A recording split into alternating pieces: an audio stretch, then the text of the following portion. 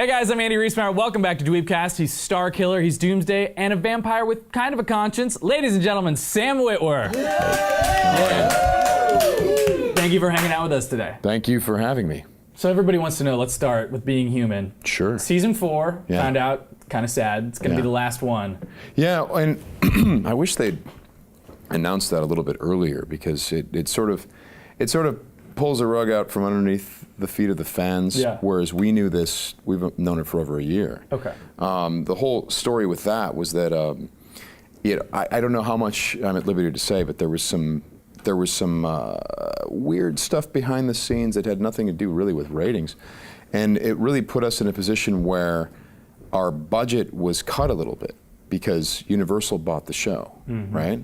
And they weren't planning on buying the show, and so they said, we're going to give you this much for it. And so we had to cut our budget a little bit, and we were going to do seasons 4 and 5, and when the budget went down, we kind of, the creatives, everyone, me, we all said, look, we can give you one more good season like this.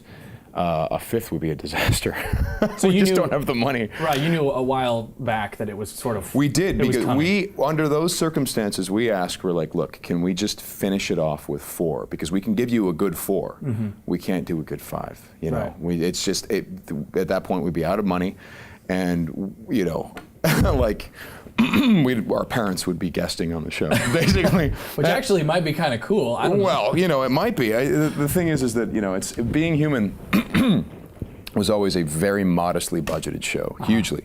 And it always required us to, you know, call in favors and do stuff that isn't normally done on a television show to make it work, for example. I mean, like you were a man in the cameras when everybody else was on. Oh, sure. I'm not even kidding you. No, really? I've actually gone off. They're like, we need this. We don't have time. We certainly can't go over time. Sam, can you go over there with the camera crew and shoot this scene with the actor? But that's kind of cool, right? Which is great.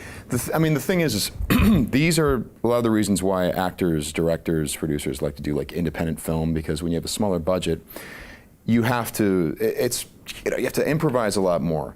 But there's a lot more creative freedom in that, and there's a lot more excitement. Right. So it was always an exciting set, but it was a set in which you'd go home and you'd have to be putting up an actor in your house. Right. So, you know, which is kind of a great thing if you like the actor. Sure, but if it's somebody who you're not really into. Now, speaking of them, is everybody kind of sad about it? I mean, obviously these jobs come and go and all. Well, we knew all about it. Like I said, we asked for this, so we knew about it. We are now having to remind ourselves that the fans didn't know, so we're just like, okay, let's try to be sensitive to them. But for us, we've been planning for this for a while. So this entire season, it isn't like, oh, they were canceled and they have 3 episodes, they wrap it up. No, this entire season is a wrap-up, whether the fans knew it or not. It was always conceived to be a wrap-up. And we'd ask them, like, you know, the decent thing to do is to tell them before the season airs, but you know, I will say this, I'll give them the credit for letting them finish it on our terms, because they very well, because I guess the ratings are up this year, and they very well could have commissioned a 5th season, and we would have been required to do it, and that wouldn't have been the best for the show. Now you look at shows also like Arrested Development, Futurama, Family Guy, that have these sort of built-in audiences, these niche audiences that are really dedicated. And I think you could probably say that Being Human has a super dedicated fan base. Yes, they are dedicated. So, you know, getting canceled isn't really, you know, like it used to be, where it was like, when you're done forever. Do you have any hope that, you know, you'll bring it back? Or you should is it like, see the end of this show. You can't really bring it back after the end of the show. Are you dropping a big old exclusive here? I'm not dropping an exclusive. I'm just saying that if you're going to finish a show right, you shouldn't be able to continue the show. So that was the big worry. In fact, we had a lot of talks this year. We're like, if they want a 5th season, how do we do it? Because we have made some very specific, definite, no turning back moves in this season. Are you getting a sex change? Is that happening? Yeah, my character is a transsexual this year. He's a Transylvanian transsexual vampire. But yeah, in all seriousness, you know, I've been saying for a while in the interviews, and now maybe people know what I mean, we wreck the car this year. You know, every television show, you know, you take the car out for a spin, and maybe it gets a few dings, and you put it back in the garage and wait for next season.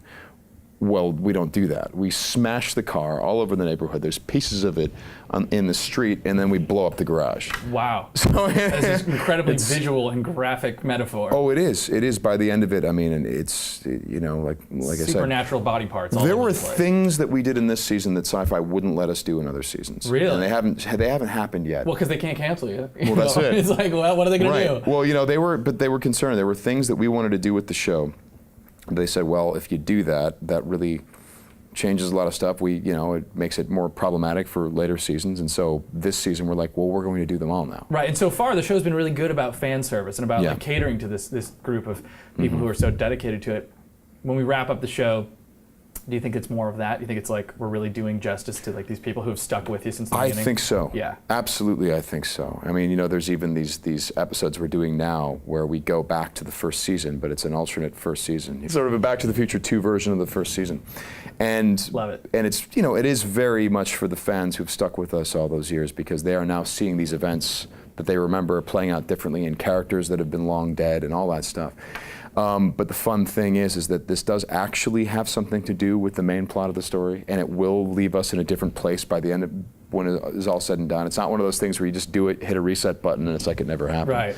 This has major implications to what happens for the rest of the season. You're notorious. Maybe notorious isn't the right word. Legendary for live tweeting along with the episodes.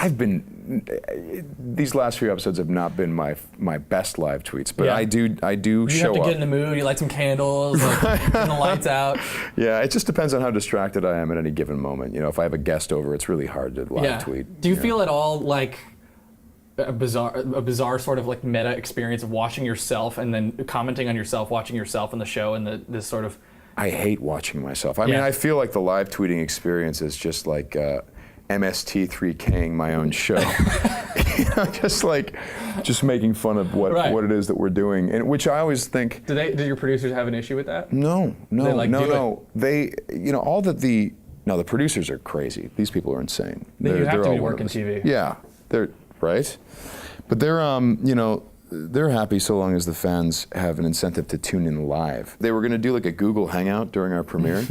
And I said, well, then let me ask you a question. What are they going to be watching? Yeah, exactly. Are they watching us or watching us watching? I mean, come on, guys. It's a TV show. Can we at least pretend like people are going to pay attention? Well, the whole thing, too, is like, especially now the networks are like, well, internet's important. We got to figure out a way to include that into our medium. So let's make it relevant. But I think that, look, what you're doing is at least like a sort of natural human way to incorporate people and to sort of like see just a message every now and then. Twitter's kind of perfect for that, for sure. And it is really, actually, it used to be torturous, but now it's actually kind of a good time to see what the fans' reaction is. You ever get in trouble? I always go right to the edge of trouble. I was, right there, right at the line, and then I don't cross that line. And if I do, I delete the tweet right away before anyone sees it. They save them forever though. The Library of Congress saves every tweet you've ever done, even if you deleted it. Wow, you better watch out. I'm really screwed. I know. Special thanks to Sam Witwer. I'm Andy Reesmeyer. This is DweebCast. Thanks for watching.